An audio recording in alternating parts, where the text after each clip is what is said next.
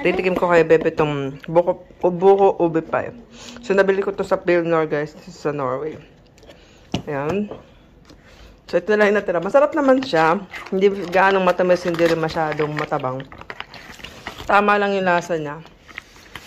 Magkano nga bibili ko na ito? Teka lang, guys. So, yan. Ginapit ko na lang. Mas maganda kasi. Okay. Basigo. Nam nam nam. Nam nam nam. Nam nam nam. Adagot. The most pizza first da. Adagot, Dylan. Yeah. So, kan pala to guys, nasa 159 kroner. Ano, ito yung palaman niya. Oh. Yan. Masarap naman. Ayun, natira, tinitipid pa namin yan, ha.